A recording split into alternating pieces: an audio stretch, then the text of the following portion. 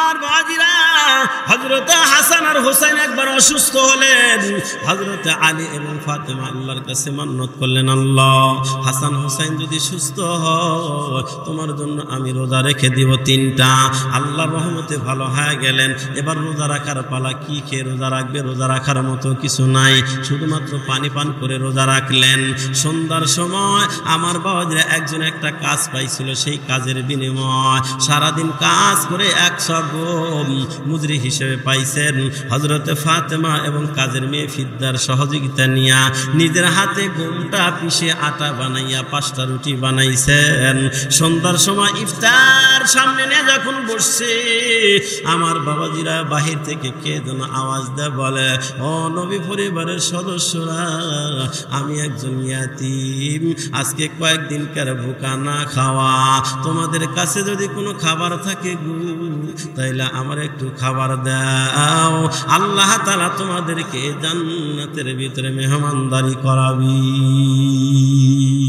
হযরত হাসান, ফাতেমা, হযরত আলী, কাদের মেয়ে ফিদ্দা সকলেই রুটি ভেঙ্গে হাতে নিচে আজান দিবে, ইফতার করবে। এমন টাইমে যখন বাইরে থেকে এরকম ইয়াতীমের আওয়াজ শুনছে রে বাবা, আওয়াজটা শোনা মাত্র হযরত আলী এবং ফাতেমা উভয়ের দিকে তাকাতাকি করে বলে, বাহিরে একজন মানুষ আসছে, ইয়াতীম আসছে, কি করা যায়? দুইজনে চোখে চোখে বলে 2টা রুটি নিয়া। এবার হযরত আলী ওই ইয়াতীমকে দেওয়ার জন্য যখন উঠে দাঁড়াইছে, হাসান হোসেন কাজের মেয়ে ফিদ্দা বলেন, দানের দিক দিয়ে আপনারা আগায় যাবেন। তা তো হতে পারে না, আমাদের রুটিগুলাও নেন, ইয়াতীম বাচ্চাকে দিয়া দেন।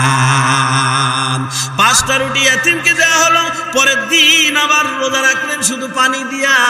সারাদিন কাজ করে ওই ইহুদির একটা কাজ করে আজকেও 100 গম পাইলেন, নিজের হাতে পিষে 5টা রুটি বানাইছেন। রুটি বানাইয়া ইফতার সামনে নিয়ে বসছেন। আজকেও বাহির থেকে কে যেন আওয়াজ দেয়, বলেন, ওয়ায়াতিমা মিসকিনা। আজকে একজন অসহায় মিসকিন দরিদ্র মানুষ এসে বলে, আমি একজন ফকির মানুষ, অসুস্থ অসহায় মানুষ, তোমাদের কাছে যদি কোনো খাবার থাকে আল্লাহ তোমাদেরকে জান্নাতে খাওয়াবে, আল্লাহর রাস্তায় আমার একটু খাবার দাও। আজকেও রুটিগুলা ভিক্ষুককে দিয়া দেয়। 3য় দিন রোজা রাখছে, আজকেও পানি দিয়া রোজা। সারাদিন কাজকর্ম করে আমার আজকেও 100 গম পাইছে মজুরি, নিজের হাতে পিষে 5টা রুটি বানাইছেন। আজকেও ইফতারের সামনে নিয়ে বসছে বাবারা। আজকে একজন আসছে কয়েদি, নিরপরাধ। আমার বাড়ি সবই তো আল্লাহ পাকের খেলা, আল্লাহ পরীক্ষা করতেছেন। বাহির থেকে কয়েদি আওয়াজ দেয়, বলে, ও নবী পরিবারের সদস্যরা, তোমাদের কাছে যদি কোনো খাবার থাকে গো, আমি একজন নিরপরাধী কয়েদি মানুষ, বহুদিন জেলখানায় ছিলাম গো, ক্ষুধার্ত, যদি খাবার থাকে আল্লাহর ওয়াস্তে আমারে খাবার দেন, আল্লাহ আপনাদেরকে জান্নাতে খাওয়াবি। কথাটা শোনা মাত্র আজকেও আমার বয়সে ইফতার আর করা হলো না, রুটিগুলো ওই কয়েদিকে দিয়ে দেওয়া হলো। এই 3 দিনকার কথা আল্লাহ তাআলা জানা দিলেন, হাবিব আমার, ওয়া ইতঈমুনা আত-তাআমা আলা হুব্বিহি মিসকিনা ওয়া ইয়াতীমা ওয়া আসীরা। ও রাসূল, আপনি পেরেশান হয়েন না, আপনার পরিবারের সদস্যরা নিজেরা না খাইয়া ফকির ইয়াতীম কয়েদিদেরকে খাওয়াইতে বড় পছন্দ করে, আমি আল্লাহ আপনার পরিবারকে বড় পছন্দ করি। আল্লাহু আকবার বলেন। আয়াত নাযিল হওয়ার পর পয়গম্বর হাসান আর হোসেনকে বললেন, তোমরা বসো, আমি দেখি তোমাদের কোনো খাবারের ব্যবস্থা করতে পারে কিনা। দোজাহানের বাদশা পয়গম্বর খেয়াল করেন রে বাবা, হাসান আর হোসেনকে ফাতেমার বাড়িতে বসাইয়া পয়গম্বর নিজে বাড়ি থেকে বের হইলেন। মুজিজার হাদিস রে বাবা, পয়গম্বর যাইতে যাইতে বহু দূর পর্যন্ত গেলেন, যা দেখে বড় একটা খেজুরের বাগান। কিয়ামতের ময়দানে, হাসরের ময়দানে 50,000 বছর সিরিয়ালে দাঁড়ায় থাকা লাগবে রে বাবা। এরে নবীর উম্মতের দল, আপনি গেলেন ঢাকাতে বড় ডাক্তার দেখানোর জন্য, সিরিয়াল দাঁড়ে আছে 50 জন। ওই ডাক্তারের সাথে যদি আপনার সম্পর্ক ভালো হয় রে বাবা, তাহলে আপনার 51 নাম্বার সিরিয়ালে দাঁড়াতে হবে না, আপনি সোজা ডাক্তারের চেম্বারে ঢুকতে পারবেন। কথা বলেন ঠিক কিনা? কিয়ামতের ময়দানে আল্লাহ তাআলা তাফসীরে মাদারিতে লেখা হয়, কিয়ামতের ময়দানে আল্লাহ তাআলা সর্বপ্রথম কাদেরকে ক্ষমা করবেন? আল্লাহ রাসূল বলেছেন, যারা পয়গম্বরের অনুকরণ করে তাদেরকে সর্বপ্রথম ক্ষমা করে দেওয়া হবে। জিজ্ঞাসা করা হলো, যারা রাসূলের অনুকরণ করে তাদেরকে সর্বপ্রথম কেন ক্ষমা করে দেওয়া হবে আগে? এর নবীর উম্মতের দল, আমার বাবাজিরা, বলা হয়েছে হাবিবুল হাবিবি, কিতাবের ভিতরে পড়েছি হাবিবুল হাবিবি, বন্ধুর বন্ধু বন্ধু হয়। কথা বলেন ঠিক কিনা? হাবিবুল হাবিবি, হাবিবুল বন্ধুর বন্ধু বন্ধু হয়।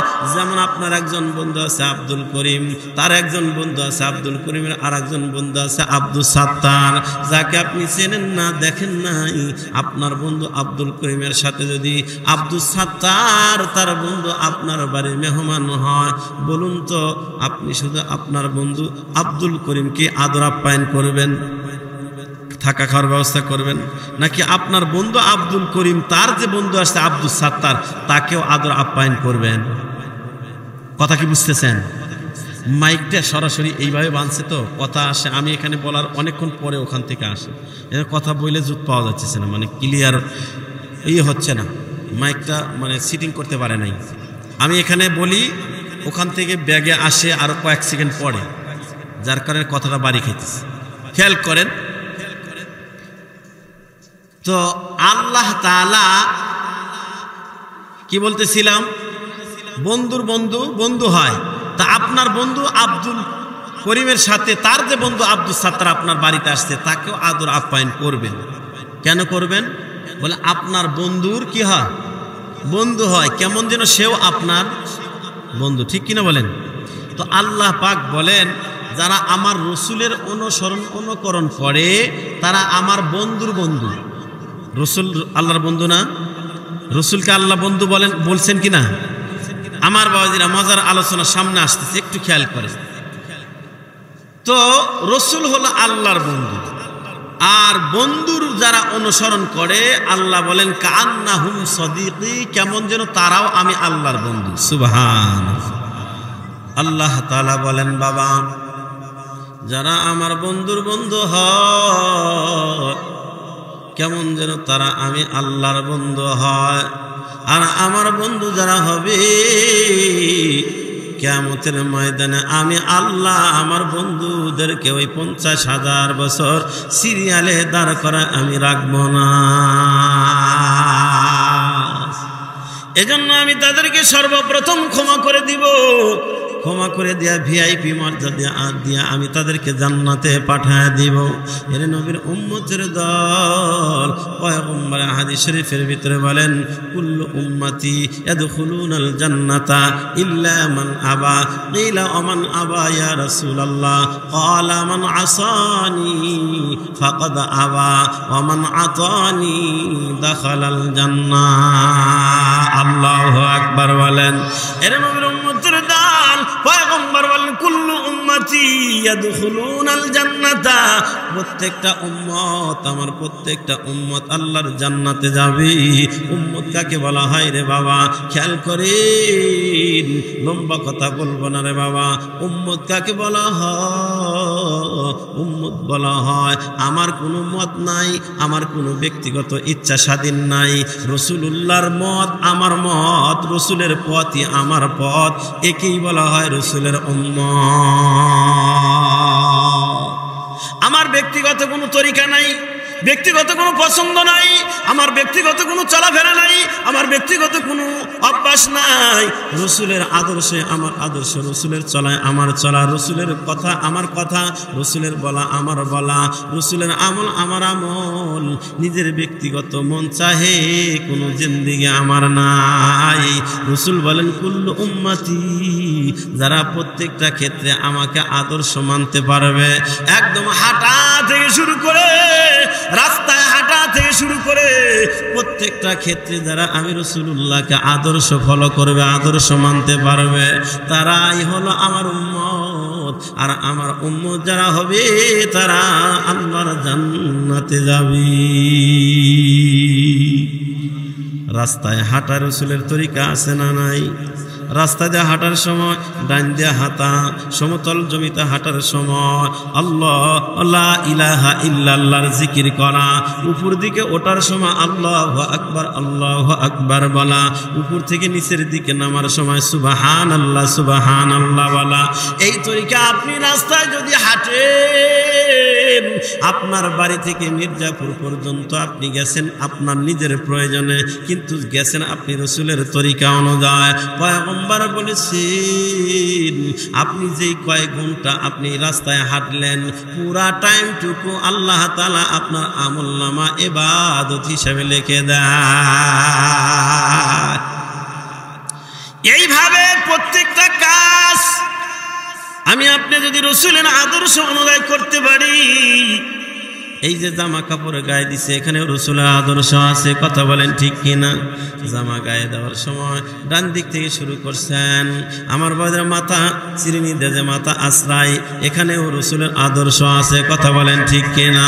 এর নবীর উম্মতের দল, খুব খেয়াল করেন রে বাবা, রাসূলের আদর্শ ফলো করে আমি আপনি যেই কাজটা করব, প্রত্যেকটা কাজ আমার আপনার আমলনামায় নেকি হিসাবে লেখা হয়। প্রত্যেকটা কাজ করছেন নিজের ব্যক্তিগত, কিন্তু করছেন রাসূলের তরিকা। তাহলে ওই কাজ যদিও নিজের কাজ, পুরা কাজটুকুই আপনার আমলনামা ইবাদত হিসেবে লিখে। পয়গম্বর বলেন মান তামাসসাকা সুন্নতি ইনদা ফাসাদি উম্মতি ফালাহু আজরু মিয়াতি শাহিদ। এর নবীর উম্মতের দল, নিজের ক্ষুধা লাগছে, ক্ষুধা নিবারণের জন্য আপনি খানা খাইতেছেন, খানা খাইলে আপনার ক্ষুধা নিবারণ হবে, নিজের প্রয়োজনে খানা খাইবেন। এই খানা খাওয়াটাও যদি হয় রাসূলুল্লাহর তরিকা অনুযায়ী, খানা খাইতে বসছেন, সামনে খানা আসছে, দোয়া পড়ছেন আল্লাহুম্মা বারিক লানা ফিমা রাযাকতানা ওয়া কিনা আযাবান নার। এরপরে প্লেটে খানা দিছে, ডান দিক থেকে বিসমিল্লাহি ওয়া আলা বারাকাতিল্লাহ বলে খাওয়া শুরু করে দিছেন, মাঝে মাঝে আলহামদুলিল্লাহি আলহামদুলিল্লাহি লাকাল হামদু ওয়া লাকাশ শুকরু বলেছেন। খাবার শেষ, হাত ধোয়ার পরে আলহামদুলিল্লাহিল্লাযী আত'আমানা ওয়া সাকানা ওয়া জা'আলানা মিনাল মুসলিমিন। এইভাবে রাসূলের তরিকা অনুযায়ী আপনি খানা খাইছেন, খানা খাইলেন নিজের প্রয়োজনে, ক্ষুধা মিটলো আপনার, কিন্তু পুরা টাইমটুকু আপনার আমলনামায় সুন্নাত আদায়ের নেকি দেওয়া হয়। শুধু কি তাই আমার বাবাজিরা, আপনার নিজের হাজত প্রয়োজন মিটানোর জন্য টয়লেটে ঢুকছেন, নিজের প্রয়োজন মিটানোর জন্য টয়লেটে ঢুকছেন, ঢোকার সময় রাসূলের আদর্শ অনুযায়ী ঢুকছেন, বাম পা আগে দিছেন, বাম পা দেওয়ার আগেই দোয়া করেছেন আল্লাহুম্মা ইন্নী আউযু বিকা মিনাল খুবুসি ওয়াল খাবাইস। দোয়াটা পড়ে বাম পা দিয়ে টয়লেটে ঢুকেছেন। এরপরে টয়লেটের কাজ শেষ করার পরে আমার বাবার টয়লেট থেকে ডান পা দিয়ে বের হইছেন, টয়লেট থেকে ডান পা দিয়ে বের হওয়ার পর গুফরানাকাল হামদু লিল্লাহিল্লাযী আযহাবা আন্নিল আযা ওয়া আফানি, এই দোয়াটা পড়ছেন। তো আপনি টয়লেটে 10 মিনিট লাগান আর 15 মিনিট লাগান, এই পুরা টাইমটুকু আপনার আমল আমার সুন্নাত আদায়ের নেকি দিয়া দেয়। আল্লাহু আকবার, জোরে বলেন আল্লাহু আকবার। আপনি টয়লেট করছেন, নিজের প্রয়োজন মিটাইছেন, কয় রাসূলের সিস্টেম মতো করছেন, তো পুরা টাইমটুকু ইবাদত হয়ে গেছে। সুবহানাল্লাহ। শুধু কি তাই বাবা, আপনার হালাল বিবির সাথে আপনি আপনার মনের চাহিদা পূরণ করবেন, এখানেও রাসূলুল্লাহর তরিকা আছে রে বাবা। আপনি আপনার হালাল বিবির সাথে আপনি আপনার জৈবিক চাহিদা পূরণ করবেন রাসূলুল্লাহর তরিকা অনুযায়ী। কয় আপনার আনন্দ ফুর্তিও হবে, আবার পুরা টাইমটুকু আপনার আমলনামা ইবাদত হইয়া যায়। সুবহানাল্লাহ, জোরে বলি। এমন নবী আর কোথায় পাবো রে ভাই, যেই নবীর আদর্শ মানলে প্রত্যেকটা কাজ কথা আল্লাহ তাআলা ইবাদত বলে বিবেচিত করে না। সুবহানাল্লাহ, জোরে বলি। এর নবীর উম্মতের দল।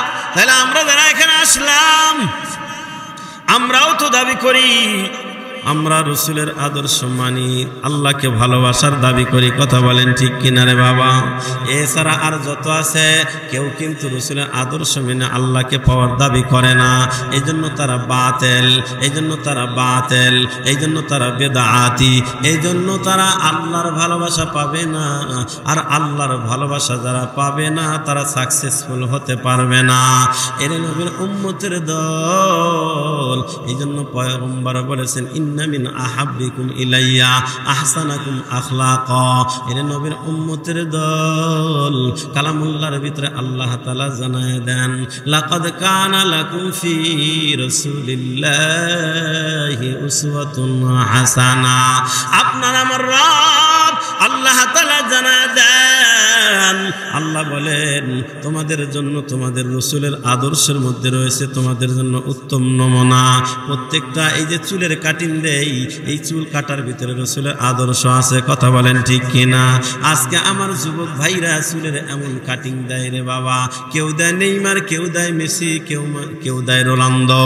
এটা আসলে রসুলের তরিকা নয়। রসুলের তরিকা অনুযায়ী যদি চুলটাও কাটরে যুবক, তাহলে চুল কাটাটাও তোমার আমলনামা নেকি হয়। তুমি যে মেসি চাটনি দিলা, রোনালদো চাটনি দিলা, মেসি আর রোনালদো তো মুসলমান না, একজন বেঈমান। কথা বলেন ঠিক কিনা? আমার আপনার পয়গম্বরের আদর্শের চাইতে কি মেসির আদর্শ সুন্দর নাকি? আমার আপনার রসুলের আদর্শের চাইতে রোনালদোর আদর্শ কি সুন্দর? না না, কোন বেঈমানের আদর্শ রসুলের আদর্শের চাইতে সুন্দর না রে বাবা। তাইলে রসুলের আদর্শ এত সুন্দর, সেই রসুলের আদর্শ মেনে যদি আমি আপনি জীবন চালাই, নিজের ব্যক্তিগত জীবন থেকে নিয়া পারিবারিক জীবন থেকে সামাজিক জীবন থেকে রাষ্ট্রীয় জীবন থেকে আন্তর্জাতিক জীবন পর্যন্ত প্রত্যেকটা জায়গায় যদি রসুলের আদর্শ ফলো করতে পারি রে বাবা, সংসারেও শান্তি, সমাজেও শান্তি, দেশেও শান্তি আসবে, তাম পৃথিবীর ভিতরে শান্তির আবহাওয়া বইবি। ঠিক কিনা বলেন? আজকে যত অশান্তি শুধুমাত্র রসুলের আদর্শ না, আদর্শ না মানার কারণে সংসারে অশান্তি, সমাজে অশান্তি, রাষ্ট্রে অশান্তি। আমার বাবাজিরা, আজকে যদি আমার বাবা প্রত্যেকটা জায়গায় তো রসুলের আদর্শ আছে, রাষ্ট্র পরিচালনার ভিতরে রসুলের আদর্শ আছে, রাষ্ট্র পরিচালনার ভিতরেও যদি রসুলের আদর্শ ফলো করত, তাহলে আমাদের দেশে অশান্তি থাকতো না। তাহলে আমার বাবাজিরা দিনের বোট রাতে কষ্ট হইতো না। কথা বলেন ঠিক কিনা? এর নবীর উম্মতের দল, খুব গভীরে মনোযোগ।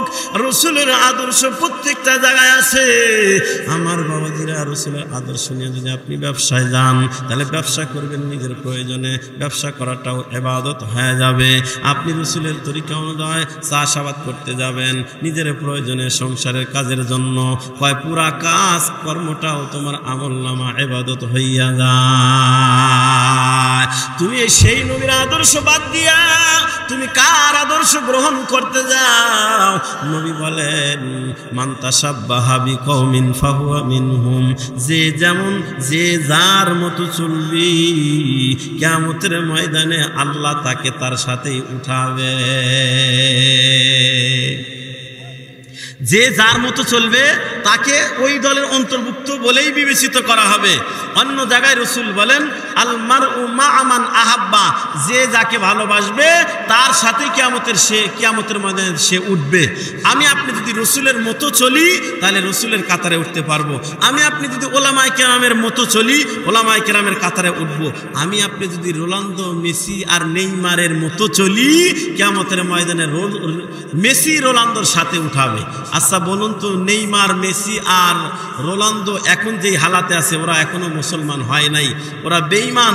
ওরা যদি এই হালাতেই মরে মুসলমান না হয়, আপনাদের কি ধারণা তারা কি জান্নাতি না জাহান্নামী? জোরে কোন, জান্নাতি না জাহান্নামী? জাহান্নামী হবে। তাহলে আপনি কি জাহান্নামে যেতে চান? আরো জোরে বলেন, যেতে চান? তাইলে তার আদর্শ মানা যাবে না, তার আদর্শ অনুযায়ী চুলের কাটিং দেওয়া যাবে না, তাকে মহাব্বত করে 10 নম্বর জার্সিটা গায়ে দেওয়া যাবে না। তুমি মেসির মহাব্বতে যদি 10 নম্বর জার্সি গায়ে দিতে পারো, তুমি কি রাসূলের মহাব্বতে মুখের ভিতরে দাড়ি রাখতে পারো না? তুমি যদি মেসির মহাব্বতে 10 নম্বর জার্সি গায়ে দাও, তাহলে তুমি কি রাসূলুল্লাহর মহাব্বতে গায়ের ভিতরে লম্বা জামা গায়ে দিতে পারো না? কথা বলেন ঠিক কিনা? এর নবীর উম্মতের দল আল্লাহ তাআলা কালামুল্লাহর ভিতরে জানায় দেন, লা ইয়াত্তাখিযুল মুমিনুনাল কাফিরিনা আউলিয়া মিন দুনিল মুমিনিন। কোন মুমিনের আদর্শ ছাড়া কোন বেঈমানের কাফের আদর্শ গ্রহণ করতে পারে না। যদি কেউ করে, আমার বাবা কিয়ামতের ময়দানে তাদের অন্তর্ভুক্ত করেই আল্লাহ উঠাবে। এই জন্য আমার বাবাজিরা, আমি আপনার রাসূলের আদর্শ মানব, কারণ রাসূলের আদর্শ এত সুন্দর, এত সুন্দর। রাসূলের আদর্শ দেখা কাফেররা মুসলমান হয়ে গেছে। সুবহানাল্লাহ, জোরে বলুন। রাসূলের আদর্শ এত সুন্দর, রাসূলের আদর্শ দেখা বেঈমানরা মুসলমান হয়ে গেছে, কাফেররা দেখা মুসলমান হয়ে গেছে। কিতাবের ভিতরে লিখতেছেন আল্লাহ তাআলা যে বলেছেন, ওয়া ইন্নাকা লাআলা খুলুকিন আযীম।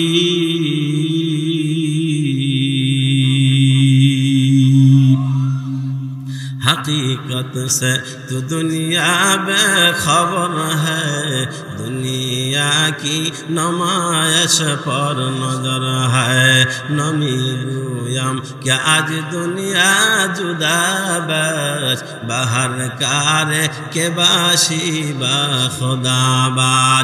सिस्ते दुनिया आज खुदा गाफिल बुदर, नए कमाशा नकरहा फर जिंदगी। এরা নবীর উম্মতের দল, খুব খেয়াল করেন। পয়গম্বর আরবি সাল্লাল্লাহু আলাইহি ওয়াসাল্লামের একটা ছোট্ট ঘটনা বলি রে বাবা, মুজিজার একটা হাদিস আপনাদেরকে শোনাই। একবার হাসান হুসাইন 4 দিনকার না খাওয়া। কয় দিনকার? জোরে কোন। 4 দিনের না খাওয়া, বুকা ক্ষুধায় শরীর দুর্বল। হাসান হুসাইন 4 দিনকার না খাওয়া, মা ফাতেমা হযরতে আলীও না খাওয়া। শরীরটা দুর্বল, তেমন শরীরে শক্তি নাই, হাঁটতেও পারে না ভালো করে, এত দুর্বল হয়ে গেছি, পেট ভরে খাবার নাই। হযরতে আলী হাসান আর হুসাইনকে সঙ্গে নিয়ে পয়গম্বরের কাছে চলে গেছে রে বাবা। পয়গম্বরকে যা বলেন, পয়গম্বর আপনার নাতিদয় আজকে 4 দিনকার না খাওয়া, ভুকা, শরীরে শক্তি নাই, হাঁটতে পারে না রাসূল। পয়গম্বর 2 ভাইকে দেখে, 2 ভাইকে এরকম ভাবে 2 হাত দিয়ে ধরে ফেললেন, ধরে বলে, ভাই আমি পয়গম্বর না খাওয়া। এই কথা বলে পয়গম্বর তার জুব্বাটা এরকম ভাবে উঠাইয়া তার পেটটা নাতিদয়কে দেখাইলেন। দেখ নাতিদয়, দেখ আমার পেটের উপরে 2টা পাথর বাঁধা, খুদার জ্বালা নবীজি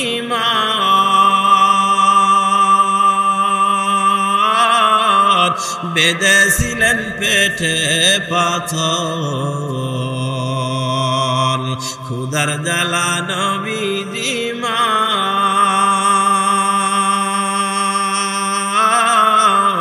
বেঁধেছিলেন পেটে পাথর কাতর হয়ে মাঝে মাঝে পড়ে যেতেন জমিনে নবী বিনে কে দাঁড়াবে পুলসেরাত মিজানে নবী বিনে কে দাঁড়াবে পুলসেরাত মিজানে ওগো নবীর উম্মতেরা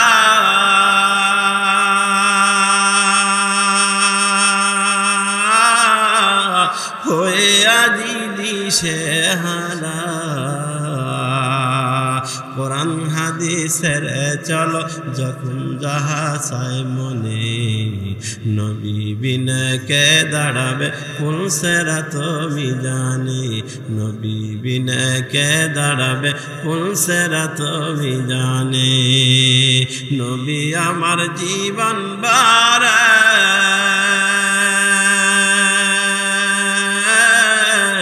দিনের লাগি কষ্ট করে দান দান শহীদ করিলেন উহুদেরই ময়দানে নবী বিনে কে দাঁড়াবে পুলসেরাত মিজানে নবী বিনে কে দাঁড়াবে পুলসেরাত মিজানে চলো চলো চলো মুমিন চলো নবীর সন্ধানে নবী বিনে কে দাঁড়াবে পুলসেরাত মিজানে নবী বিনে কে দাঁড়াবে পুলসেরাত মিজানে এত এতিম নবী আমার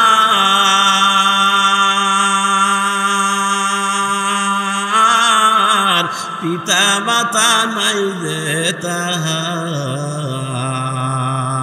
তারপরেও কত মারা মারলো তারে দুশ্মনে নবী বিনে কে দাঁড়াবে পুলসেরাত মিজানে নবী বিনে কে দাঁড়াবে পুলসেরাত মিজানে চলো চলো চলো মুমিন চলো নবীর সন্ধানে নবী বিনে কে দাঁড়াবে পুলসেরাত মিজানে ক্ষুধার জ্বালা নবীজি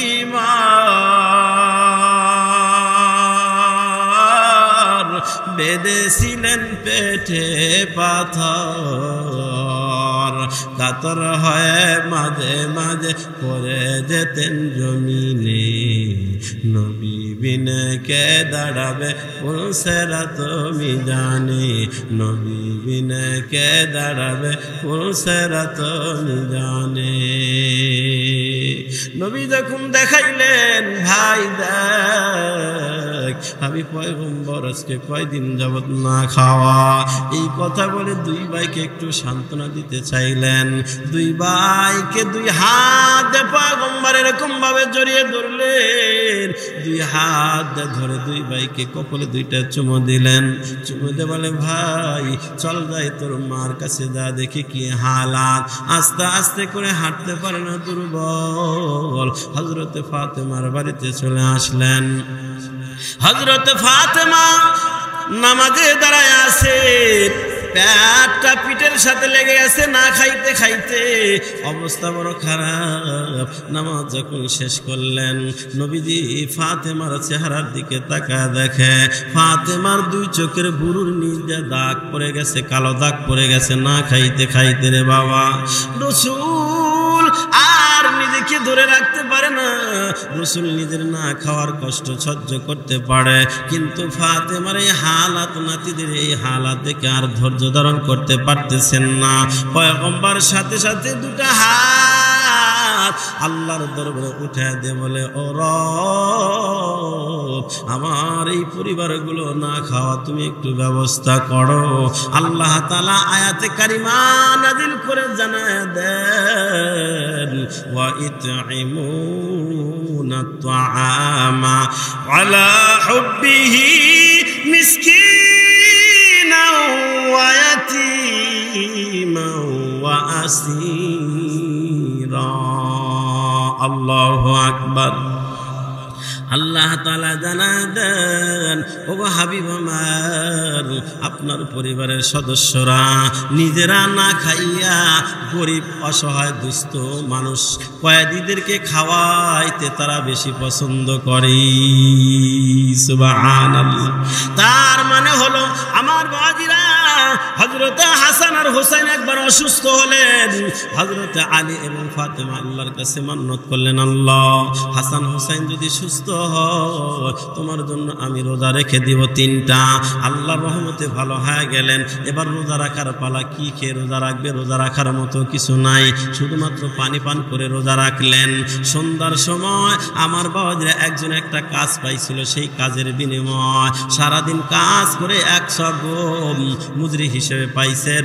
হযরতে ফাতেমা এবং কাজের মেয়ে ফিদ্দার সহযোগিতা নিয়ে নিজের হাতে গমটা পিষে আটা বানাইয়া 5টা রুটি বানাইছেন।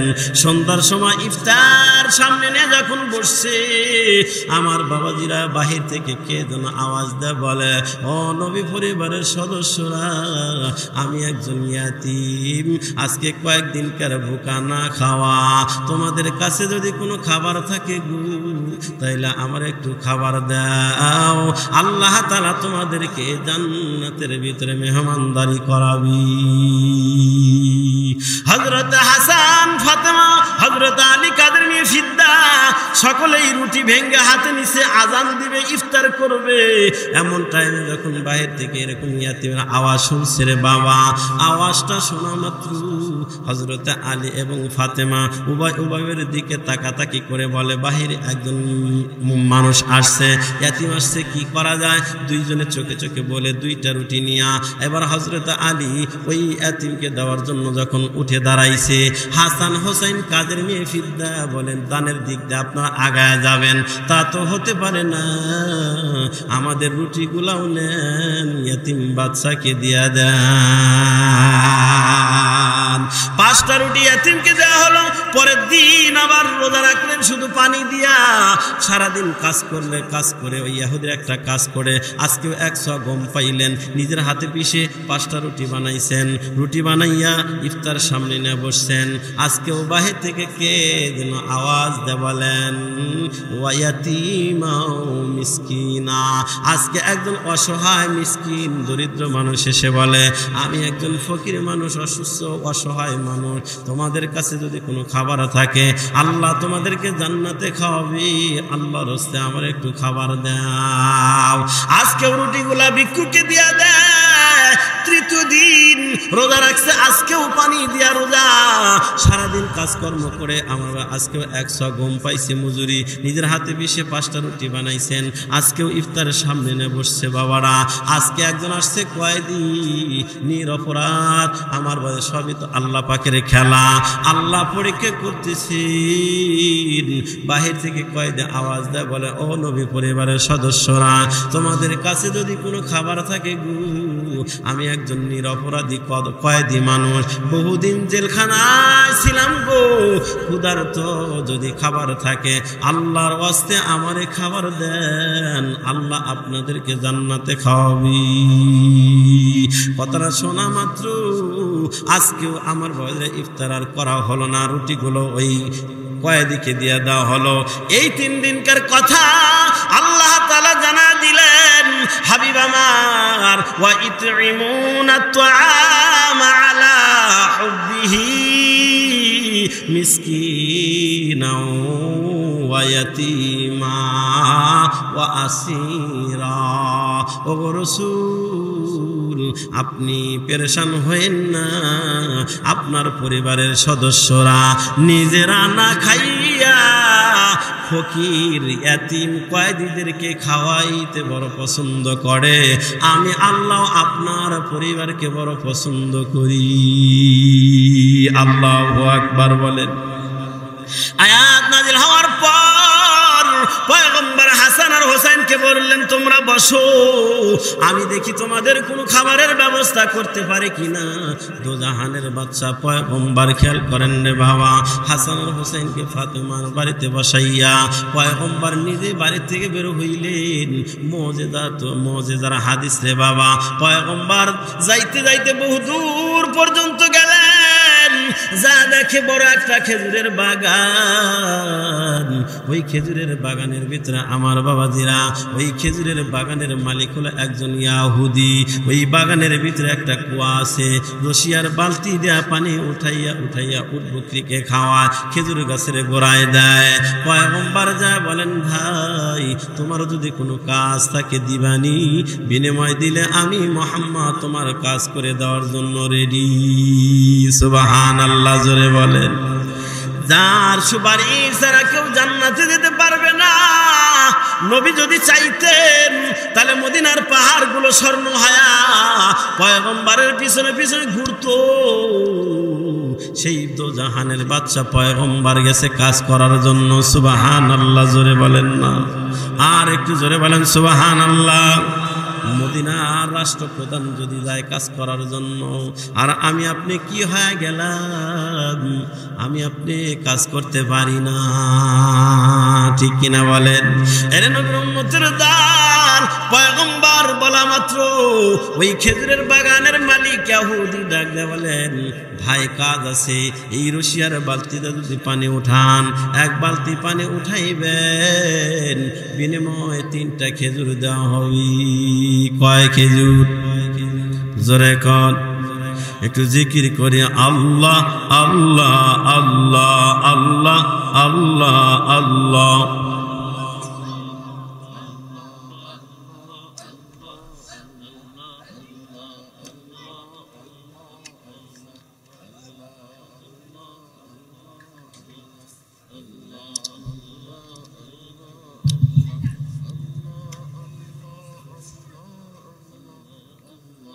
আল্লাহ আল্লাহ আল্লাহ আল্লাহ আল্লাহ আল্লাহ আল্লাহ।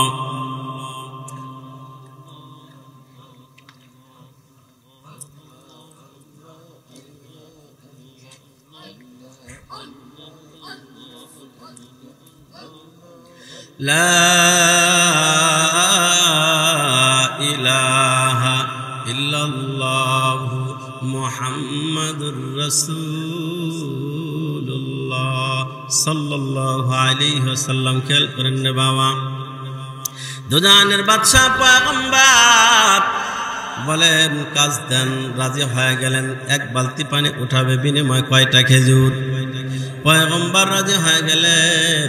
রশিটা হাতে নিয়ে আমার আপনার পয়গম্বর বিসমিল্লাহির রহমানির রহিম বলে প্রথম বালতি পানি উঠালেন।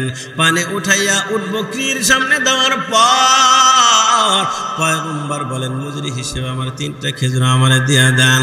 3টা খেজুর নিলেন, নেওয়ার পরে পয়গম্বর খাইলেন, একটু পানি পান করলেন, দেহের ভিতরে একটু শক্তি সঞ্চয় করলেন। এরপর ওই রশি আর বালতি দেয়া পানি উঠায় আর উট বকরিকে খাওয়ায়, রশি দেয়া পানি উঠায় আর উট বকরিকে খাওয়ায়। এইভাবে করতে করতে 7 বালতি পানি উঠালেন। 8ম নাম্বার বালতির রশি যখন টান মারছি, ওই রশিটা কুয়ার সাথে একটা জায়গায় ঘেঁষা লাগতে লাগতে ক্ষয় গেছে বাবা। যখন টান মারছে, ওই রশিটা যেই জায়গায় ক্ষয় গেছে রে বাবা, ওই জায়গাটা ছিঁড়ে বালতিটা কুয়ার ভিতরে পড়ে যায়। রশি যখন বাকি রশি আসছে, দূর থেকে মালিক ইহুদি মালিক তাকায় দেখছে বাকি রশি আসছে কিন্তু বালতি নাই। দূর থেকে রাগ হয়ে সে জিজ্ঞেস করে, মুহাম্মদ আমার বালতি কই? পয়গম্বর বলেন, ওগো ভাই, বালতিটা রশিটা ছিঁড়ে তো কুয়ার ভিতরে পড়ে গেছে। এতটুকু বলছে, ইহুদি মালিক চিন্তা করলো বাড়ি হলো মক্কায়, আসছে মদিনায়, মদিনা এসে আমাদের ধর্মের উপরে চুনকালি লেপন করতেছে, প্রতিশোধ নেওয়া যায় এটা মনে করে ওই ইহুদি মালিক রাগ হইয়া জাহানের বাদশা পয়গম্বর, যার চেহারার উপরে মশা মাছি পড়া হারাম ছিল রে বাবা, ওই পয়গম্বরের গালের ভিতরে রাগ করে একটা ঠাস করে থাপ্পড় লাগায় দেয়। পয়গম্বরের গালের ভিতরে সুন্দর চেহারার ভিতরে যখন ঠাস করে চটকানি মেরে দিছে রে বাবা, এই 5টা আঙ্গুল পয়গম্বরের চেহারার ভিতরে লাল হয়ে গেছি। পয়গম্বর রাগ হইলেন না, পয়গম্বর রাগ না হইয়া ইহুদিকে বলে, ভাই আপনি যদি হাতে ব্যথা পেয়ে থাকেন, ও ভাইজান আপনার হাতে যদি ব্যথা লেগে থাকে, আপনি দয়া করে আমারে মাফ করে দেন, কারণ বালতিটা আমি যখন নিয়েছিলাম তখন দেখে না উচিত ছিল, আমি দেখে নেই নাই, ভুলটা আমারই হয়েছে। ভাইজান যদি ব্যথা পেয়ে থাকেন দয়া করে আমারে মাফ করে দেন। আল্লাহু আকবার, জোরে বলি আল্লাহু আকবার। রসুলের সাথে দেখাইলেন খারাপ আচরণ, আর পয়গম্বর দেখা তার সাথে কেমন অনুপম চরিত্র। রসুলকে আঘাত করলো, রসুল ব্যথা পাওয়ার পরে উল্টা তার কাছে ক্ষমা চায়, ভাইজান তোমার হাতে যদি ব্যথা পেয়ে থাকো আমারে দয়া করে মাফ করে দাও। যখন পয়গম্বর তার কাছে মাফ চাইছে রে বাবা, এজন্যই তো আল্লাহ তাআলা বলেন, ওয়া ইন্নাকা লাআলা খুলুকিন আযীম।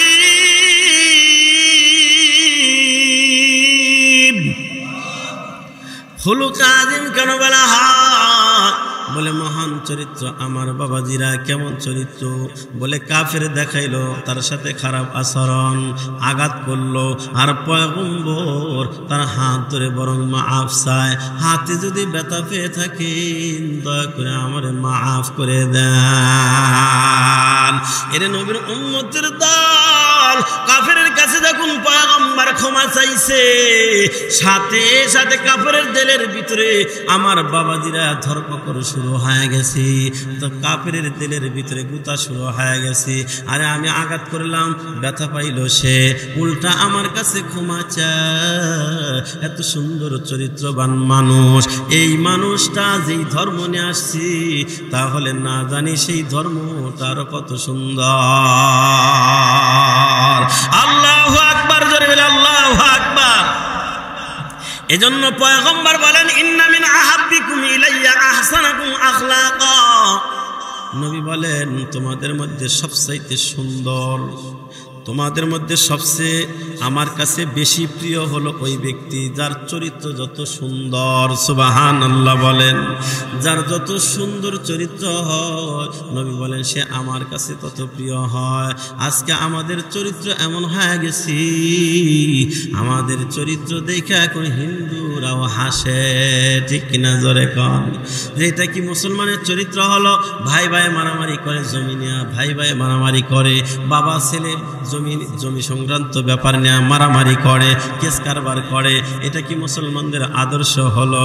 আর নবীর কেমন আদর্শ, রাসূলের কেমন চরিত্র রে বাবা, যার চরিত্রের ভিতরে। এই জন্যই তো আল্লাহ বলেন, লাকাদ কানা লাকুম ফি রাসূলিল্লাহি উসওয়াতুন হাসানা। এই জন্যই মায়ার নবীকে আল্লাহ তাআলা বলেছেন, মায়ার নবীকে উদ্দেশ্য করে, ওরে উম্মতের দল, তোমাদের জন্য উত্তম আদর্শ রয়েছে তোমাদের রাসূলুল্লাহর আদর্শের মধ্যে। এইভাবে প্রত্যেকটা ক্ষেত্রে রাসূলের আদর্শ ফলো করলে সংসারে শান্তি, সমাজে শান্তি, রাষ্ট্রে শান্তি। আমার বাবারা প্রত্যেকটা জায়গায় শান্তি আসবে, অশান্তি থাকবে না। ইসলাম যদি কায়েম হয় বিধর্মীরাও নিরাপদে থাকবে। কথা বলেন ঠিক কিনা? কারণ ইনসাফ প্রতিষ্ঠা হবে। ইনসাফ যখন কায়েম হবে মুসলমানরাও যেমন শান্তিতে থাকতে পারবে, বেঈমানরাও তেমন শান্তিতে থাকবে, নারী পুরুষ সবাই শান্তিতে থাকতে পারবে। তার নাম হলো রাসূলুল্লাহর আদর্শ। কথা বলেন ঠিক কিনা? আমার বাজারে খুব গভীর মনোযোগ দেন। পয়গম্বর আরবি যখন মাফ চাইলেন, তার দিলের ভিতরে যখন গোতা শুরু হয়ে গেছে, আরে এই লোকটা ব্যথা পাইল, আমার কাছে মাফ চায়, কত সুন্দর চরিত্র, কত সুন্দর আখলাক, এই মানুষটাকে কেন আমি আঘাত করলাম। এখন ভিতরে ভিতরে অনুশোচনা শুরু হয়ে গেছে, এই মানুষটাকে আমি কেন আঘাত করলাম, যে এই মানুষটার চরিত্র এত সুন্দর, যে এই মানুষটার ব্যবহার এত সুন্দর, এই মানুষটাকে আমি কেন আঘাত করলাম। ইন্নামাল মুমিনুনা আল্লাযীনা ইযা যুকিরাল্লাহু ওয়াজিলাত কুলুবুহুম ওয়া ইযা তুলিয়াত আলাইহিম আয়াতুহু যাদাতুহুম ঈমানা ওয়া আলা রাব্বিহিম ইয়াতাওয়াক্কালুন।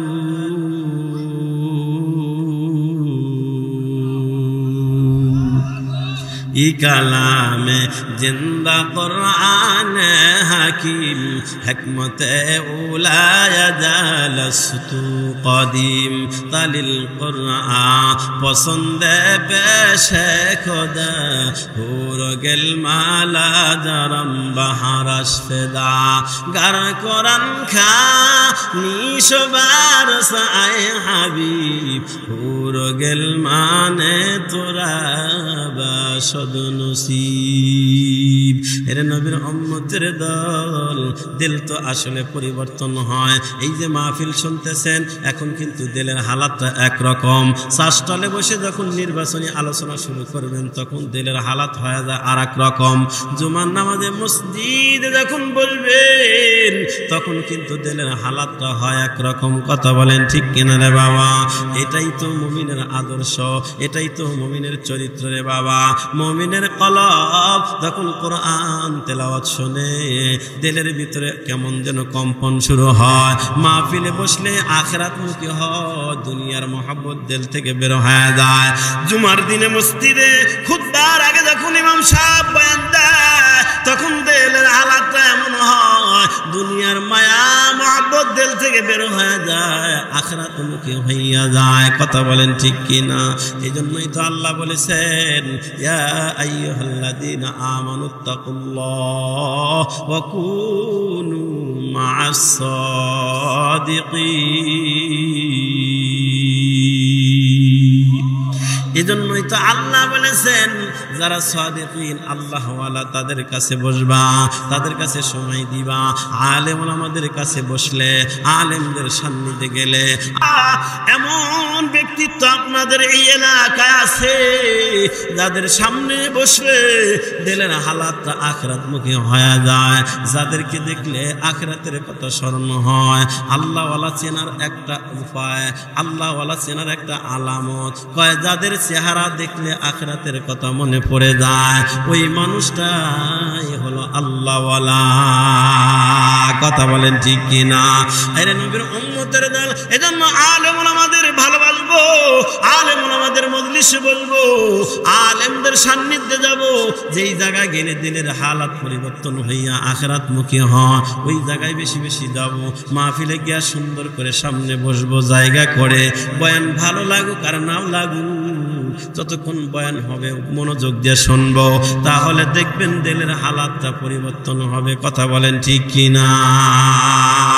এরে নবীর উম্মতের দল, তো ওই ইহুদি মালিকের যখন দিলের হালাতটা কম্পন শুরু হয়ে গেছে, পয়গম্বর ক্ষমা চাওয়ার পর এবার পয়গম্বর তার হাতটা কুয়ার ভিতরে এরকম ভাবে নামে দিতেছে। বাবা, এতক্ষণ পর্যন্ত রশিদে বালতি উঠাইলো, বলুন তো রসুলের হাতটা কি এতই লম্বা হয়ে গেছে যে বালতি কুয়ার নিচে সেখান থেকে কি উঠাইতে পারবে? থা পাবে নাকি?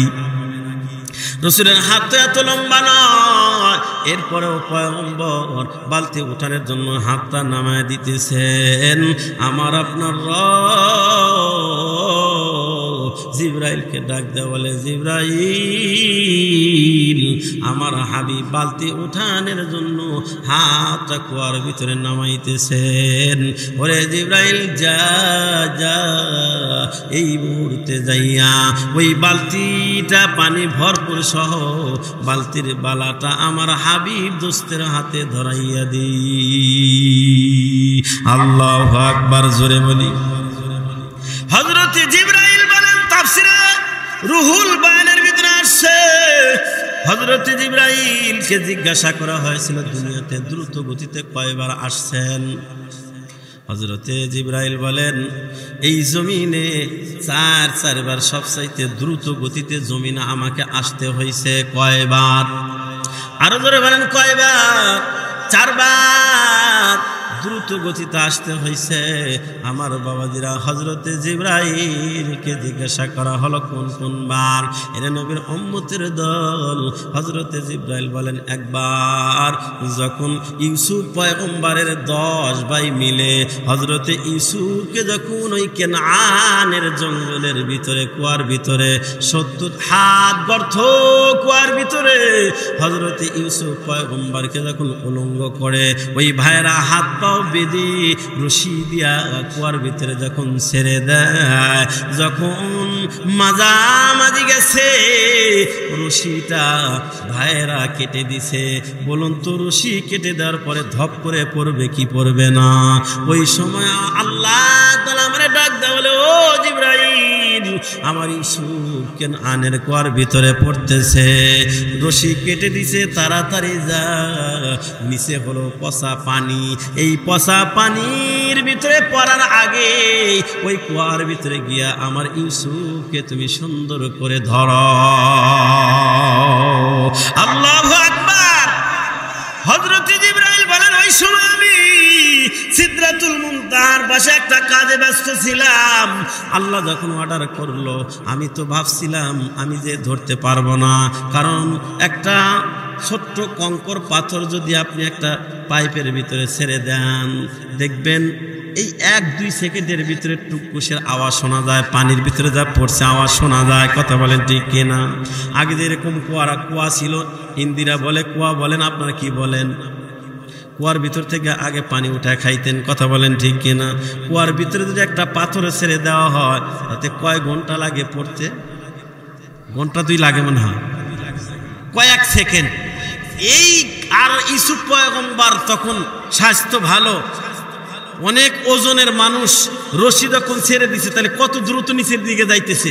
সেই সময় জিবরাইল বলেন, আল্লাহ যখন আমাকে বলছে আমার তো 600 ডানা, 600 ডানা দিয়ে একটা বাড়ি মারছি, এক বাড়িতে ইউসুফ পয়গম্বর নিচের দিকে যাচ্ছে, আমিও যাচ্ছি উপর থেকে সেই কুয়ার ভিতরে। আমি আগেই গিয়া ইউসুফকে পানিতে পৌঁছার আগেই এরকম ভাবে জাগায় ধরছি। সুবহানাল্লাহ, জোরে বলেছি। কত দ্রুত গতিতে আসছে তাইলে। এরপরে হযরত ইব্রাহিম পয়গম্বর যখন সন্তান কলিজার টুকরা ইসমাইলকে যখন জবেহ করার জন্য ছুরি গলায় চালাইছে, এরা নবীর উম্মতের দল, আমার বাবাদেরা, হযরত জিবরাইল বলেন, যখন পিতা ইব্রাহিম ইসমাইলের গলায় ছুরি চালাইছে, বিসমিল্লাহি আল্লাহু আকবার বলে ছুরি যখন ভর দিছি, সাথে সাথে আল্লাহ আমার হুকুম দিছে, যারে জিবরাইল যা আমার দোস্তু খলিল সন্তানকে জবে করার জন্য ছুরি চালাইতেছি। এই মুহূর্তে গিয়া ওই ছুরি আর ইসমাইলের গলার মাঝে একটা পিতলের টুকরা ঢুকায় দাও, অথবা জান্নাত থেকে একটা দুম্বা নিয়া ইসমাইলকে ছুরির নিচ থেকে সরায়া ইব্রাহিমের ছুরির নিচে একটা দুম্বা দাও, কারণ আমার খলিল যতক্ষণ পর্যন্ত হাতে গরম রক্ত না লাগবে ততক্ষণ পর্যন্ত ছুরি ছাড়বে না। তাড়াতাড়ি যাও, জান্নাত থেকে একটা দুম্বা নিয়া ইসমাইলকে সরাইয়া ইব্রাহিমের ছুরির নিচে দুম্বা দিয়া দাও। হযরত জিবরাইল বলেন, কই জান্নাত আর কই মিনা আর আমি কই? আল্লাহ বলছেন, অর্ডার করছেন, আমি কই আর জান্নাত কই? আর সেই মিনা পাহাড়ে ইব্রাহিম পয়গম্বর সন্তানের গলায় ছুরি চালাইছে অলরেডি। আমি সেই সময়ও জান্নাতে গিয়া দুম্বা নিয়া ছুরি এরকম পোজ দেওয়ার আগেই আমি গিয়া ইসমাইলকে সরাইয়া জান্নাতি দুম্বা দিয়ে দিছি। ইব্রাহিম পয়গম্বর জবে করছে, হাতে রক্ত গরম লাগছে, চোখ খুলে দেখে আলহামদুলিল্লাহ ইসমাইল ডান পাশে দাঁড়ানো, দুম্বা জবা হয়ে গেছে। সুবহানাল্লাহ, জোরে বল সুবহানাল্লাহ। এইভাবে 4 বার।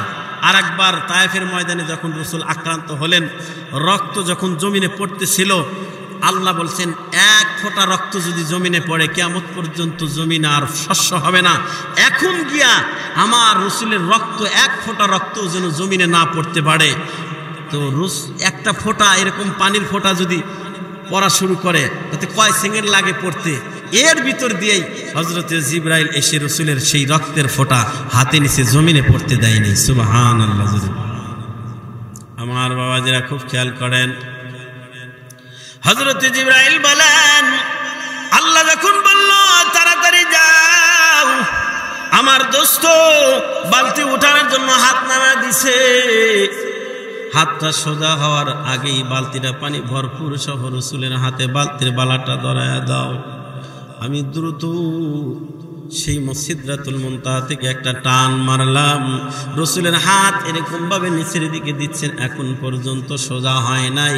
এর আগে আমি কুয়ার ভিতরে গিয়া বালতি পানি ভরপুর সহ বালতির বালাটা রাসূলের হাতে ধরায় দিলাম। বালতি এবার উঠাইয়া পয়গম্বর ইহুদি মালিককে বলেন, নেন, এই যে আপনার বালতি নেন, এই যে আপনার বালতি বুঝাই দিলাম, 8 বালতি পানি হলো, 24টা খেজুর আমারে দিয়া দেন। এরে বাবা, 24টা খেজুর নিয়ে পয়গম্বর দ্রুত ফাতেমার বাড়িতে চলে গেলেন। পয়গম্বর খায়, হাসান হুসাইনকে খাওয়ায়, ফাতেমাকে খাওয়ায়, আলীকে খাওয়ায়, কাজের মেয়ে ফিদ্দাকে খাওয়ায়। খাইতেছে, গল্প করতেছে। এদিক দিয়ে ইহুদি ওই খেজুরের বাগানের মালিকের দিলের ভিতরে আরো ভর শুরু হয়ে গেছে।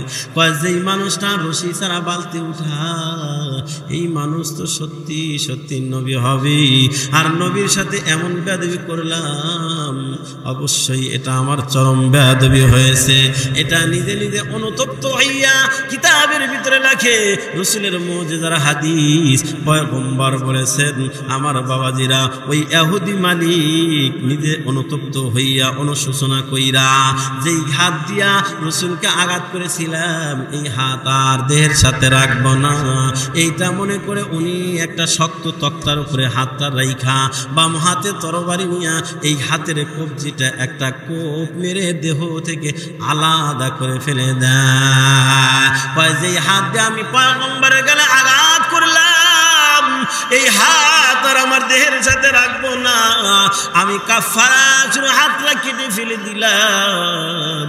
ওই ইহুদি মালিক কাটা হাতের কবজিটা বাম হাত দিয়ে ধইরা নিয়া ইহুদি মালিক দ্রুত গতিতে ফাতেমার বাড়িতে চলে গেছে। রে বাবা, পয়গম্বর খেজুর খাইতেছেন, নাতিদারকে খাওয়াইতেছেন, এমত অবস্থায় ইহুদি মালিক কাটা হাতটা নিয়ে যখন পয়গম্বরের মেয়ের বাড়িতে চলে গেছে, এর নবীর উম্মতের দল পয়গম্বরের মেয়ে ফাতেমার বাড়ির বাহিরে থেকে ডাক দিছে, ওগো পয়গম্বর, যদি বাড়িতে থাকেন একটু দয়া করে বের হন। আওয়াজ শোনা মাত্র পয়গম্বর বুঝতে পেরেছে যে ওই খেজুরের বাগানের মালিক তো আসছে। পয়গম্বর আর দেরি করে নাই, পয়গম্বর দ্রুত ফাতেমার বাড়ি থেকে বের হয়ে আসতেছে। কি বলেন, মুখের আওয়াজ শুনে বোঝা যায় কি যায় না? আপনি বিদেশ থাকেন, 10 বছর বিদেশ করে কাউকে না জানাইয়া রাতের অন্ধকারে যদি রাত 1টার সময় 10 বছর পরে বাড়িতে এসে যদি আপনি ডাক দেন অথবা কথা বলেন, আপনার মা আপনার কণ্ঠ শোনা মাত্র বলবে আমার আব্দুর রহমান আসছে। কথা কন ঠিক কিনা? এখন পর্যন্ত জানান নাই, চুপ করে আসছেন, বাড়িতেও আসছেন চুপ করে, দেখবেন আওয়াজ শোনা মাত্র মা বলে আমার আর কেউ না, আমার সন্তান কলেজার টুকরা আব্দুর রহমান আসছি। বাবা যদি ধমক দেয়, এমনি কি কও, সে থাকে বিদেশ, ধান্দা দেখতেছো, স্বপ্ন দেখতেছো? কয় না না, আমি আওয়াজ শুনলাম, আমার আব্দুর রহমানের গলার কণ্ঠ শুনতে পাইলাম। একটু জিকির করি আর একটু আগাই, লা ইলাহা ইল্লাল্লাহ, একটু আগাই বাবাজি, একটু আগাই, লা ইলাহা ইল্লাল্লাহ, লা ইলাহা ইল্লাল্লাহ।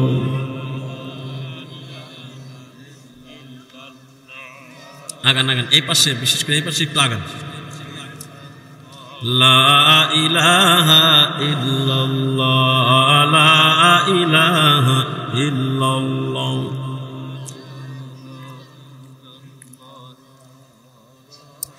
লা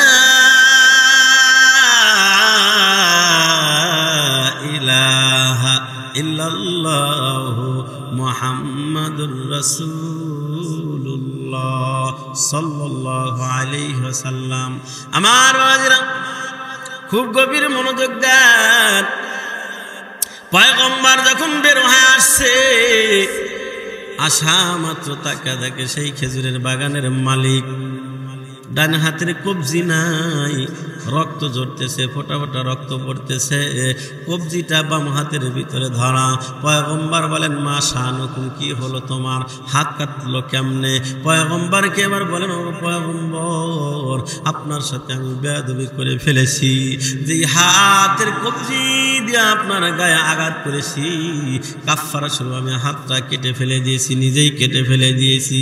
ও পয়গম্বর, দয়া করে আমারে মাফ করে দেন, আর আমারে মধুর কালেমা পড়াইয়া ইসলামের সুশীতল ছায়া নিয়ে নেন।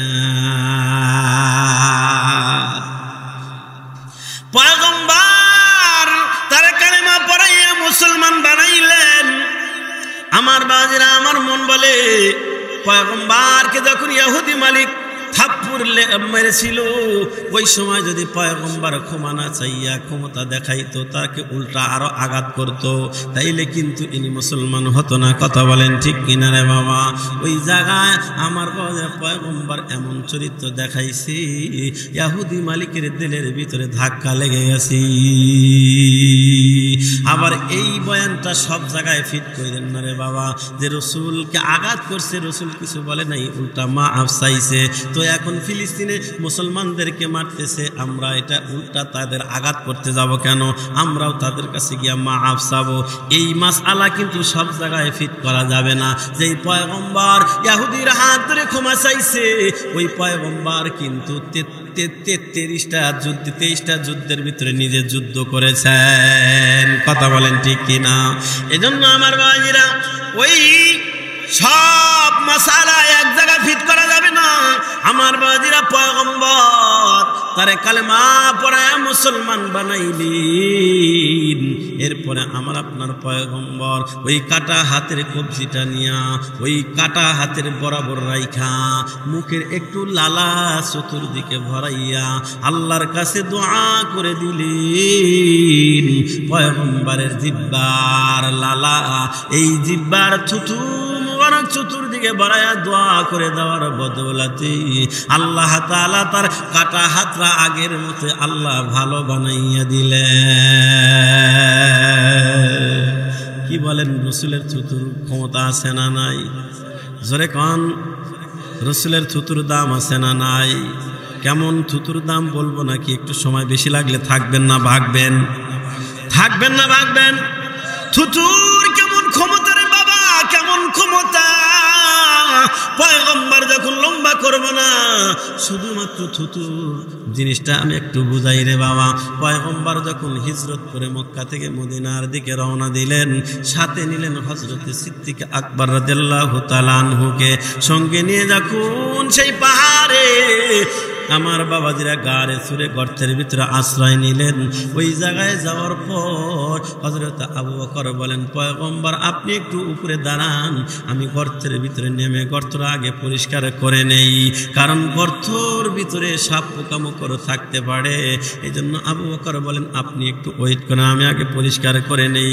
পরিষ্কার করলেন, নেমে দেখলেন 100টা গর্ত আছে, আমার ছিদ্র ছিদ্র গর্ত দেখা যায়। হযরত আবু বকরের রুমালটা ছিঁড়ে ছিঁড়ে ছিঁড়ে ছিঁড়ে আমার বাজার গর্তগুলার মুখের ভিতরে দিয়ে বন্ধ করায় দিলেন। কিন্তু একটা গর্তর মুখ বন্ধ করার মতো কাপড় নাই, কাপড় শেষ হয়ে গেল। পয়গম্বরকে যখন গর্তের ভিতরে নামাইলেন, নামানোর পরে হযরত আবু বকর বলেন, আপনার শরীরটা তো ক্লান্ত, আপনি একটু বিশ্রাম নেন, একটু আরাম করেন। হযরত আবু বকর তার এই উরু মুবারকটা বিছিয়ে দিলেন। রাসূল হযরত আবু বকরের উরুর উপরে মাথা রাইখা আমার বাবাজিরা আরাম করতেছেন, ঘুমায় গেছেন। কন্যা মারহাবা। রাসূল ক্লান্ত হইছে, আবু বকর বুঝি ক্লান্ত হয় নাই? একসাথেই তো সফর করতেছে। আমার বাবাজিরা কিন্তু আবু বকর ঘুমায় নাই। হযরত আবু বকর যেই ছিদ্রটার মুখে কাপড় দেওয়ার মতো কাপড় ছিল না, ওই ছিদ্রটার মুখে তার এরকম পায়ের গোছা দিয়ে ছিদ্রটা মুখ বন্ধ করা রাখছি। এরকম ভাবে পাওটা বিছাইয়া পায়ের গোছাটা দিয়ে ছিদ্রটা মুখ বন্ধ করে রাখছে বাবা, যাতে করে কিছু থাকলে বের হয়ে রাসূলকে যেন আক্রমণ করতে না পারে। এই জন্য পায়ের গোছা দিয়া ছিদ্র বন্ধ করে রাখছে রে বাবা।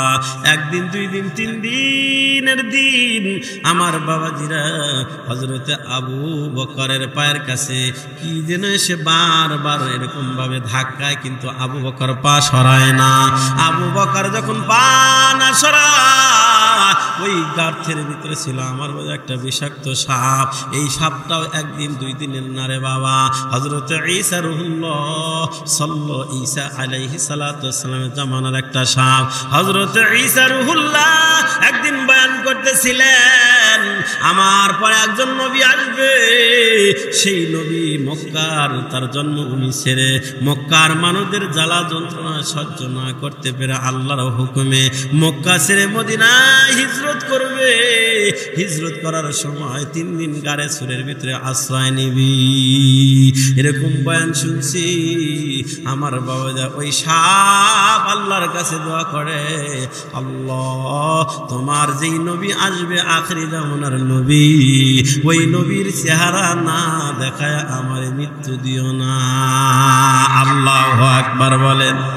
সাপ আমার বাবাজিরা, ওই বিষাক্ত সাপ বারবার আবু বকরের গোছায় এরকম মাথা দিয়ে গুতা, যাতে পাটা সরায় না, রাসূলুল্লাহর চেহারাটা দেখতে পারে, কিন্তু না সরায় না। ওই সাপ তখন আবু বকরের পায়ের ভিতরে ধ্বংসন করছে। একবার ধ্বংসন করে তবু সরায় না, একবার, 2 বার, 3 বার ধ্বংস করেছে, তবু পা সরায় না। আবু বকরের দেহের ভিতরে আমার বাজারে পুরা শরীরের ভিতরে বিষ, শরীরটা যেন নীল হয়ে গেছে রে বাবা।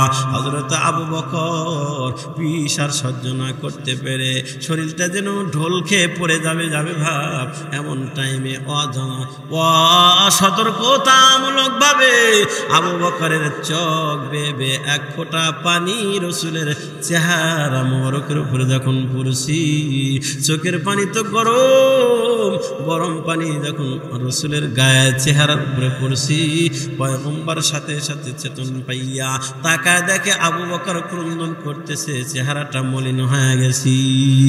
আবু বকর পয়গম্বর মাথাটা এরকম উঠাইয়া আবু বকরকে বলেন, আবু বকর তোমার কি হয়েছে? কথা বলতে পারতেছে না। যেই পয়গম্বর উড়ু থেকে মাথাটা উঠাইছি, আবু বকর আস্তে করে ঢোল খেয়ে এরকম ভাবে যখন পড়ে গেছে, পাটা যখন ওই গর্তর মুখ থেকে সরে গেছে, অমনি বিষাক্ত সাপ বের হয়ে গেছি। বিষাক্ত সাপ বের হয়ে গেছে। সাপ আল্লাহর কাছে বলে, আল্লাহ তুমি আমারে ক্ষমতা দাও, আমি একটু তোমার রাসূলের সাথে কথা বলতে চাই। সুবহানাল্লাহ বলে সাপের দোয়া মঞ্জুর। ওই সাপ কথা বলতেছে। বলুন তো, আল্লাহ যদি সাপকে দিয়ে কথা বলে, আল্লাহর এই ক্ষমতা আছে না নাই? আল্লাহর এই পাওয়ার আছে না নাই? কুলিল্লাহুম্মা মালিকাল মুলকি তুতিল মুলকা মা তাশাউ ওয়া তানজিউল মুলকা মিম্মান তাশাউ ওয়া তুইজ্জু মান তাশাউ ওয়া তুযিল্লু মান তাশাউ বিয়াদিকাল খায়র ইন্নাকা আলা কুল্লি শাইইন কাদির।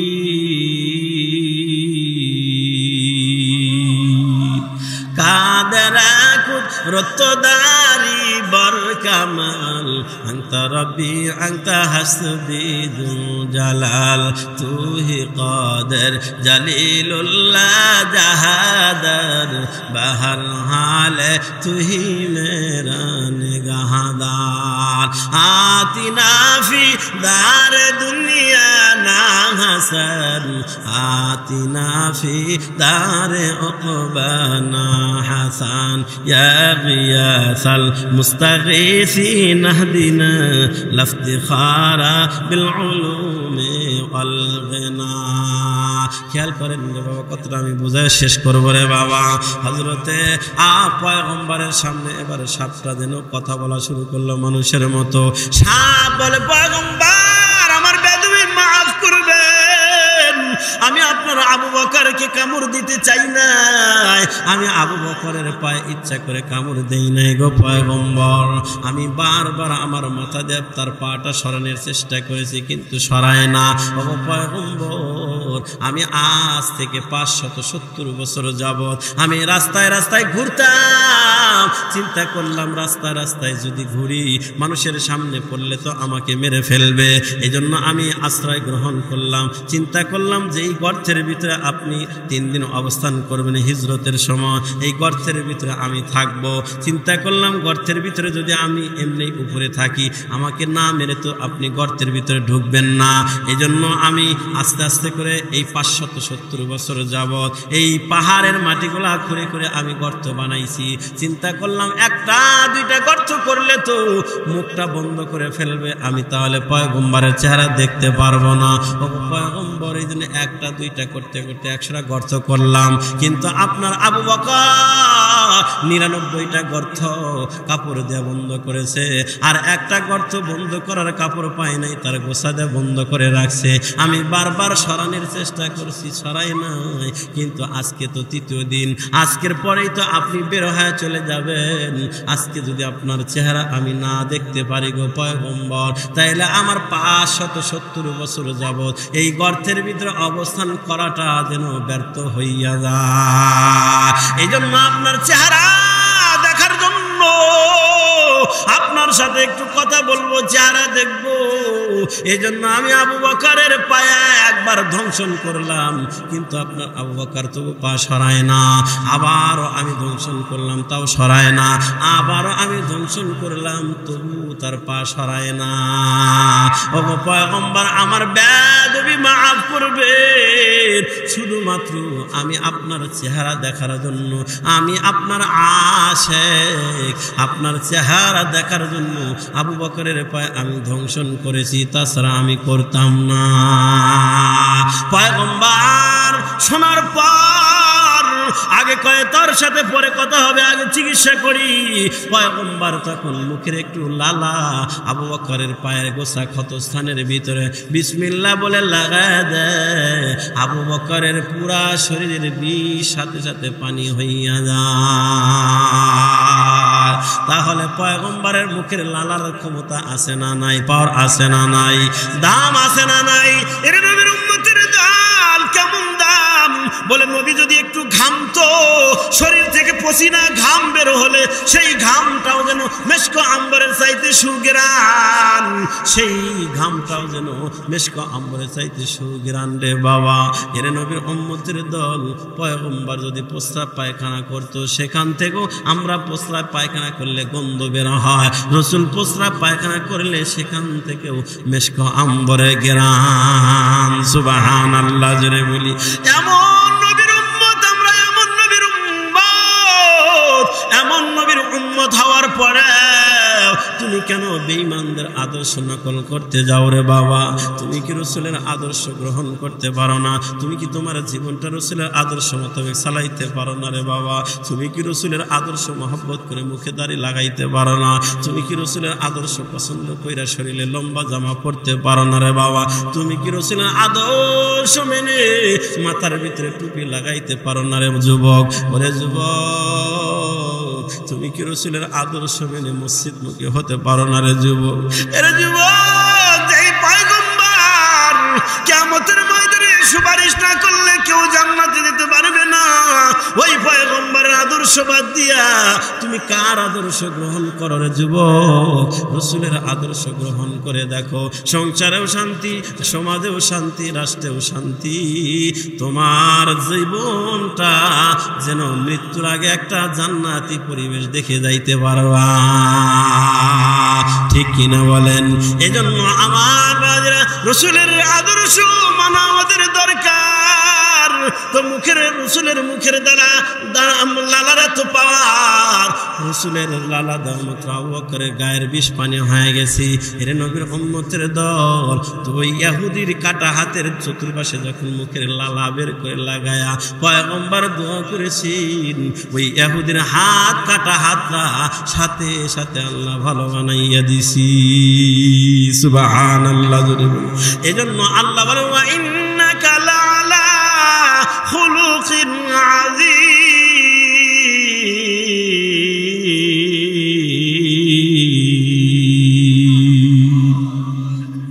এই জন্য আমার বাবাজিরা ওই রাসূলের আদর্শ মেনে যদি তোমার পায়ের জুতাটাও তুমি পায়ে দাও, রাসূলের আদর্শ অনুযায়ী জুতা পায়ে দিলেও নাকি, নিজের প্রয়োজনে জুতা পায়ে দিলা, রাসূলের আদর্শ অনুযায়ী জুতা পায়ে দিলেও তোমার নেকি হয় রে বাবা।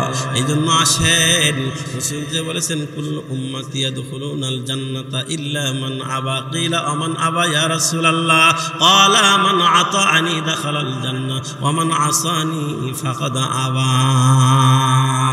রাসূল বলে আমার প্রত্যেকটা উম্মত আল্লাহর জান্নাতে ঢুকে যাবে, তবে যে আমাকে অস্বীকার করে সে জান্নাতে যাবে না। মান আতাআনি দাখালাল জান্নাহ, যে আমার অনুসরণ অনুকরণ করবে সে আল্লাহর জান্নাতে যাবে। আর আল্লাহ বলেন কুল ইন কুনতুম তুহিব্বুনাল্লাহ ফাত্তাবিউনি ইউহিব্বুকুমুল্লাহ ওয়া ইয়াগফির লাকুম যুনুবাকুম আল্লাহু গফুরুর রহিম। আল্লাহ বলেন যারা আমার রাসূলের আদর্শ মানবে, রাসূলের অনুসরণ অনুকরণ করবে, আমি আল্লাহ কিয়ামতের ময়দানে সর্বপ্রথম তাদেরকে ক্ষমা করে